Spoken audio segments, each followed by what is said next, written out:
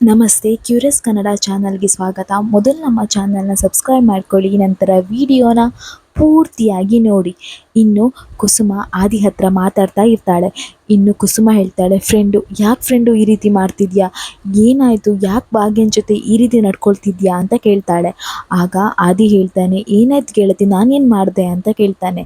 ಆಗ ಕುಸುಮ ಹೇಳ್ತಾಳೆ, ಅಲ್ಲ ಫ್ರೆಂಡು, ನೀನು ಅವಳ ಹತ್ರ ಸರಿಯಾಗಿ ಮಾತಾಡ್ತಾನೆ ಇಲ್ಲ. ನಿನ್ನ ವರ್ತನೆಯಲ್ಲಿ ತುಂಬಾ ಬದಲಾವಣೆ ಆಗಿದೆ, ಅದು ನಂಗೆ ಕೂಡ ಗೊತ್ತಿದೆ. ನೀನು ನನ್ನ ಹತ್ರನೂ ಮಾತಾಡೋದು ಕಮ್ಮಿ ಮಾಡಿದ್ಯಾ. ಅಷ್ಟೇ ಅಲ್ಲ, ಭಾಗ್ಯ ಮುಂಚೆ ತುಂಬ ದುಃಖದಲ್ಲಿದ್ಲು, ತುಂಬ ಬೇಜಾರಲ್ಲಿದ್ಲು. ಅವಳಿಗೆ ಜೀವನ ಸಂಗತಿ ಯಾರೂ ಇಲ್ಲ, ಮಗಳು ಬೇರೆ ಮನೆ ಬಿಟ್ಟು ಹೋಗಿದ್ದಾಳೆ, ಆ ದುಃಖದಲ್ಲಿ ಇದ್ಲು. ಆದರೆ ಅವಳು ನಿನ್ನ ಜೊತೆ ಮಾತಾಡ್ಲಿಕ್ಕೆ ಶುರು ಮಾಡಿದ ಮೇಲೆ ತುಂಬ ಖುಷಿಯಾಗಿದ್ದಾಳೆ, ತುಂಬ ಲವಲವಿಕೆಯಿಂದ ಇದ್ದಾಳೆ. ಆದರೆ ಇವಾಗ ನೀನು ಅವಳ ಹತ್ರ ಸರಿಯಾಗಿ ಮಾತಾಡ್ತಾನೆ ಇಲ್ಲ. ಅವಳು ಎಷ್ಟು ದುಃಖದಲ್ಲಿದ್ದಾಳೆ ಗೊತ್ತಾ. ಅಷ್ಟೇ ಅಲ್ಲ, ಅವಳ ದುಃಖನ ಯಾರಿಗೂ ಹೇಳಲ್ಲ. ಪಾಪ ನನ್ನ ಸೊಸೆ, ಅವಳು ಎಷ್ಟೇ ಕಷ್ಟ ತಿಂದರೂ, ಎಷ್ಟೇ ಕಷ್ಟ ಅನುಭವಿಸಿದ್ರು ಅದನ್ನು ಯಾರಿಗೂ ಹೇಳಲ್ಲ. ಅವಳೇ ಎಲ್ಲ ಅನುಭವಿಸ್ತಾಳೆ. ನಾನಾದರೂ ಏನು ಮಾಡಲಿ, ನಾನು ಎಷ್ಟೇ ಕೇಳಿದ್ದು ನಂತರನೂ ಹೇಳಲ್ಲ.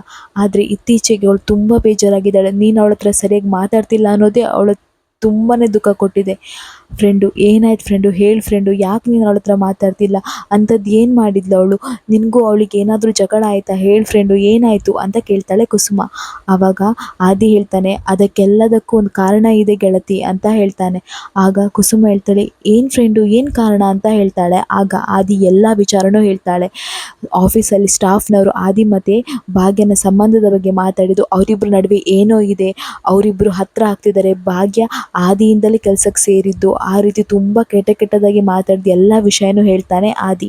ಆಗ ಕುಸುಮ ಹೇಳ್ತಾಳೆ, ಅಲ್ಲ ಏನು ಹೇಳ್ತಿದ್ಯಾ ಫ್ರೆಂಡು, ಏನು ನಿನ್ನ ಬಗ್ಗೆ ಮತ್ತು ಭಾಗ್ಯನ ಬಗ್ಗೆ ಈ ರೀತಿ ಹೇಳಿದ್ರಾ. ನೋಡು ಫ್ರೆಂಡು, ಭಾಗ್ಯ ಬೆಂಕಿ, ಅವಳ ಹತ್ರ ಯಾರೂ ಹೋಗೋಕ್ಕಾಗಲ್ಲ, ಅವಳನ್ನು ಮುಟ್ಟಿದ್ರೆ ಭಸ್ಮ ಆಗ್ತಾರೆ, ಅಂಥವಳು ನನ್ನ ಸೊಸೆ. ನೋಡು, ಈ ರೀತಿ ಎಲ್ಲ ಹೇಳಿದ್ರು ಅಂತ ಹೇಳಿ ನೀನು ಬೇಜಾರು ಮಾಡ್ಕೊಳ್ಬೇಡ. ಆ ರೀತಿಯಾಗಿ ಹೇಳಿದರು ಅಂತ ಹೇಳಿ ನೀನೀಗ ಅವಳನ್ನು ದೂರ ಮಾಡಿದರೆ ಹೇಳುವವರ ಬಾಯಿ ಮುಚ್ಚೋಕ್ಕಾಗುತ್ತಾ. 4 ಜನ ಹೇಗಿದ್ದರೂ ಮಾತಾಡ್ತಾರೆ ಫ್ರೆಂಡು, ಅವ್ರು ನಾವು ಸರಿಯಾಗಿದ್ದರೂ ಮಾತಾಡ್ತಾರೆ, ತಪ್ಪಾಗಿದ್ದರೂ ಮಾತಾಡ್ತಾರೆ, ಅವರಿಗೆಲ್ಲ ನಾವು ತಲೆನೇ ಕೆಡಿಸ್ಕೊಳ್ಬಾರ್ದು. ಫ್ರೆಂಡು, ಅರ್ಥ ಮಾಡ್ಕೊ, ಅವಳಿಗೆ ಜೀವನ ಸಂಗತಿ ಯಾರೂ ಇಲ್ಲ. ಹಾಗೆ ಏನಾದರೂ ಇದ್ದಿದ್ದರೆ ಅವಳು ಕಷ್ಟನ ಹೇಳ್ಕೊಳ್ತಿದ್ರು. ಆದರೆ ಪಾಪ ಅವಳು ಏನು ಮಾಡ್ತಾಳೆ, ನೀನೇ ಅರ್ಥ ಮಾಡ್ಕೊ ಫ್ರೆಂಡು, ಅವಳಿಂದ ದೂರ ಆಗಬೇಡ ಫ್ರೆಂಡು ಅಂತ ಹೇಳ್ಕೊಂಡು ತುಂಬಾ ಬೇಡ್ಕೊಳ್ತಾ ಇರ್ತಾಳೆ ಕುಸುಮ. ಆಗ ಆದಿ ಹೇಳ್ತಾನೆ, ಆಯಿತು ಗೆಳತಿ, ನೀವು ಹೇಳ್ದಾಗೆ ಮಾಡ್ತೇನೆ, ಆದಷ್ಟು ಬೇಗ ಅವ್ರ ಹತ್ರ ನಾನು ಚೆನ್ನಾಗೇ ಮಾತಾಡ್ತೇನೆ ಅಂತ ಹೇಳ್ತಾನೆ. ಇನ್ನು ಕುಸುಮ ಅಲ್ಲಿಂದ ಹೋಗ್ತಾಳೆ. ಇನ್ನು ಈ ಕಡೆ ತನ್ವಿ ಒಬ್ಬಳೇ ಯೋಚನೆ ಮಾಡ್ತಾ ಇರ್ತಾಳೆ. ಅಲ್ಲ, ಏನಾಯಿತು, ಈ ಶ್ರೇಷ್ಠ ಆಂಟಿ ಯಾಕೆ ಈ ರೀತಿ ಮಾಡ್ತಿದ್ದಾರೆ, ಮನೆಗೆ ಬಂದಿದ್ದೇನೆ, ಮನೆಗೆ ಬೇರೆ ಲಾಕ್ ಆಗಿದೆ, ಆದರೆ ಶ್ರೇಷ್ಠ ಆಂಟಿಗೆ ಕಾಲ್ ಮಾಡಿದರೆ ಕಾಲ್ ರಿಸೀವ್ ಮಾಡ್ತಾ ಇಲ್ಲ, ಯಾಕೆ ಇವರು ಈ ರೀತಿ ಮಾಡ್ತಿದ್ದಾರೆ. ಓ, ನಾನು ನೋಡು ಇನ್ನೂ ಅವ್ರ ಬಗ್ಗೆನೇ ಯೋಚನೆ ಮಾಡ್ತಿದ್ದೇನೆ, ಅವ್ರು ಫೇಕ್.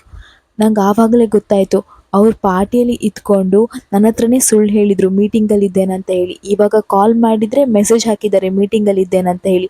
ಎಷ್ಟಂತ ಸುಳ್ಳು ಹೇಳ್ತಾರೆ. ಹೌದು, ಅವರವಾಗ ಹೇಳಿದ್ರಲ್ಲ, ನಮ್ಮ ಮನೇಲಿ ಒಬ್ಳು ಒಕ್ಕರ್ಸ್ಕೊಂಡಿದ್ದಾಳಂತ, ಅಂದರೆ ಅವರಿಗೆ ನನ್ನ ಮೇಲೆ ಪ್ರೀತಿ ಇಲ್ಲ, ಅಂದರೆ ಇಷ್ಟು ದಿನ ಪಪ್ಪ ಇದ್ದರು, ಅದಕ್ಕೆ ಅವ್ರು ನನ್ನ ಮೇಲೆ ಪ್ರೀತಿ ಇದೆ, ಕಾಳಜಿ ಇದೆ ಅನ್ನೋ ಥರ ನಾಟಕ ಮಾಡ್ತಿದ್ರು. ಹೌದು, ಎಲ್ಲ ಸುಳ್ಳು. ಅವರಿಗೆ ನನ್ನ ಮೇಲೆ ಪ್ರೀತಿಯೂ ಇಲ್ಲ, ಕಾಳಜಿನೂ ಇಲ್ಲ. ಹಾಗಾದರೆ ನಾನೀಗ ಏನು ಮಾಡಲಿ. ಹೌದು, ನಾನೀಗ ಮನೆಗೆ ಹೋಗಲೇಬೇಕು. ಆದರೆ ನಾನು ಹೇಗೆ ಮನೆಗೆ ಹೋಗಲಿ, ಮನೇಲಿ ಬೇರೆ ತುಂಬಾ ಜಗಳ ಮಾಡಿದ್ದೇನೆ. ಅಮ್ಮ ನಂಗೆ ಕಾಲ್ ಮಾಡಿದರೆ ಅವ್ರು ನನಗೆ ಇರಿಟೇಟ್ ಮಾಡ್ತಾರಂತ ಹೇಳಿದ್ದೇನೆ. ಹಾಗಿರುವಾಗ ನಾನು ಹೇಗೆ ಮನೆಗೆ ಹೋಗಲಿ, ಏನು ಮಾಡಲಿ, ಒಂದು ಗೊತ್ತಾಗ್ತಿಲ್ಲ ಅಲ್ವಾ. ಕಾಲ್ ಏನಾದರೂ ಮಾಡಲಾ, ಯಾರಿಗೆ ಕಾಲ್ ಮಾಡಲಿ ಅಂತಕೊಂಡು ಯೋಚನೆ ಮಾಡ್ತಾಳೆ. ಆಗ ಅವಳಿಗೆ ಸುನಂದ ಚಂದ ಮಾಡಿ ಮಾತಾಡಿದ, ಅವಳ ಜೊತೆ ಖುಷಿಯಾಗಿ ಮಾತಾಡಿದ್ದು ನೆನಪಾಗುತ್ತೆ, ಪ್ರೀತಿಯಿಂದ ಮಾತಾಡಿದ್ದು ಎಲ್ಲನೂ ನೆನಪಾಗುತ್ತೆ. ಆಗ ಅವಳು ಯೋಚನೆ ಮಾಡ್ತಾಳೆ, ಹೌದು, ಅಜ್ಜಿಗೆ ಕಾಲ್ ಮಾಡ್ತೇನೆ ಅಂತ ಹೇಳಿ ಸುನಂದ ಅಜ್ಜಿಗೆ ಕಾಲ್ ಮಾಡ್ಲಿಕ್ಕಂತ ಹೋಗ್ತಾಳೆ.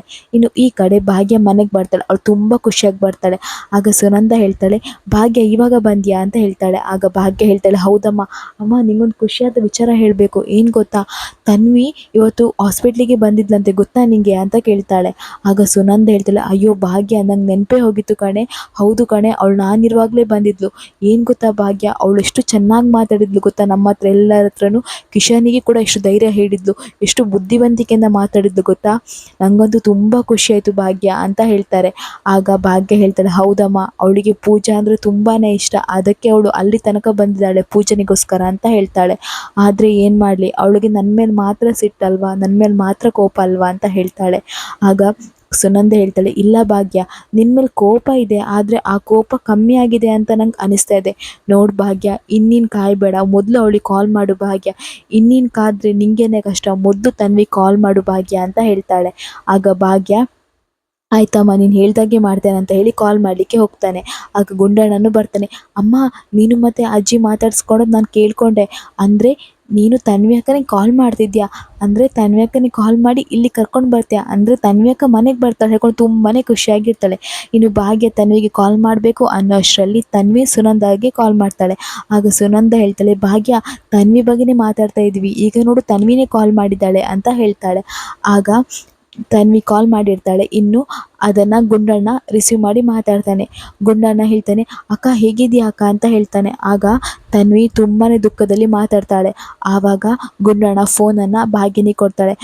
ತನ್ವಿ ಮಾತಾಡ್ತಾಳೆ, ಅಮ್ಮ ಅಂತ ಹೇಳ್ತಾಳೆ. ಆದರೆ ಭಾಗ್ಯನಿಗೆ ಆನಂದದಲ್ಲಿ ಮಾತಾಡಲಿಕ್ಕೆ ಬಾಯೇ ಬರ್ತಿರಲ್ಲ. ಆಗ ತನ್ವಿ ಹೇಳ್ತಾಳೆ, ಅಮ್ಮ ಮಾತಾಡಮ್ಮ ಅಂತ ಹೇಳ್ತಾಳೆ. ಆಗ ತನ್ವಿ ಹೇಳ್ತಾಳೆ, ಅಮ್ಮ ಯಾಕಮ್ಮ ಸೈಲೆಂಟ್ ಆಗಿದೆಯಾ, ಮಾತಾಡಮ್ಮ ಮಾತಾಡಮ್ಮ ಅಂತ ಹೇಳ್ತಾಳೆ. ಆಗ ಭಾಗ್ಯ ಹೇಳ್ತಾಳೆ, ಬಂಗಾರಿ ಹೇಗಿದ್ಯಾ ಅಂತ ಹೇಳ್ತಾಳೆ. ಆಗ ತನ್ವಿ ಹೇಳ್ತಾಳೆ, ಅಮ್ಮ ಎಲ್ಲ ಸುಳ್ಳಮ್ಮ, ಎಲ್ಲ ಸುಳ್ಳು. ಚೇಷ್ಟಾ ಆಂಟಿ ನನ್ನ ಹತ್ರ ಇಷ್ಟು ದಿನ ನಾಟಕ ಮಾಡ್ತಿದ್ರು. ಪಪ್ಪ ಬೇರೆ ಕಡೆ ಹೋದ್ಮೇಲೆ ಅವರು ನಿಜವಾದ ಬಣ್ಣ ತೋರಿಸಿದ್ರು. ಅವರಿಗೆ ನನ್ನನ್ನು ಕಂಡ್ರೇ ಆಗಲ್ಲ, ನನ್ನ ಮೇಲೆ ಕಾಳಜಿ ಪ್ರೀತಿ ಏನೂ ಇಲ್ಲ ಅಮ್ಮ. ಅಷ್ಟೇ ಅಲ್ಲ, ಅವ್ರು ನನ್ನ ತುಂಬಾ ನೆಗ್ಲೆಕ್ಟ್ ಮಾಡ್ತಿದ್ದಾರೆ. ಅವರ ಬಿಹೇವಿಯರಲ್ಲಿ ಎಲ್ಲ ಚೇಂಜ್ ಆಗಿದೆ. ಅವ್ರು ತುಂಬ ಕೆಟ್ಟವರಮ್ಮ. ಇಷ್ಟು ದಿನ ನಾಟಕ ಮಾಡ್ತಿದ್ರು. ಅಮ್ಮ ನನಗಂತೂ ತುಂಬ ಹಸಿವೆ ಆಗ್ತಿದೆ ಅಮ್ಮ. ಇಲ್ಲಿ ಡೋರ್ ಬೇರೆ ಲಾಕ್ ಆಗಿದೆ. ಕೀ ಇದ್ದರೂ ಕೂಡ ಅಡುಗೆ ಮನೇಲಿ ಏನೂ ಇಲ್ಲಮ್ಮ, ಏನೂ ಅಡುಗೆನೇ ಇಲ್ಲ. ನನಗಂತೂ ತುಂಬ ಹಸಿವೆ ಆಗ್ತಿದೆ ಅಮ್ಮ, ಏನಾದರೂ ಮಾಡಮ್ಮ, ಇಲ್ಲಿಗೆ ಬಾ ಅಮ್ಮ ಅಂತ ಹೇಳ್ತಾಳೆ. ಆಗ ಭಾಗ್ಯ ಹೇಳ್ತಾಳೆ, ಆಯಿತು ಬಂಗಾರಿ, ನಾನು ಈಗಲೇ ನಿನ್ನ ಬಂದು ಕರ್ಕೊಂಡು ಹೋಗ್ತೇನೆ ಅಂತ ಹೇಳ್ತಾಳೆ. ಇನ್ನು ತನ್ವಿಗೆ ತುಂಬಾ ಖುಷಿಯಾಗುತ್ತೆ. ಇನ್ನು ಅವರಿಬ್ಬರು ಹೊರಡ್ತಾರೆ ತನ್ವಿನ ಕರ್ಕೊಂಡು ಬರೋಕ್ಕೆ ಅಂತ. ಆಗ ತಾಂಡವನ ಅಪ್ಪ ಬರ್ತಾರೆ. ಆಗ ಗುಂಡಣ್ಣ ಹೇಳ್ತಾನೆ, ಅಜ್ಜ ಏನು ಗೊತ್ತಾ, ಇವತ್ತು ತುಂಬಾ ಖುಷಿಯಾಗಿದೆ ತಾತ. ಏನಂದರೆ ನಾವು ತನ್ವಿ ಅಕ್ಕನ ಕರ್ಕೊಂಡು ಬರ್ಲಿಕ್ಕೆ ಹೋಗ್ತಿದ್ದೇವೆ ಅಂತ ಹೇಳ್ತಾರೆ.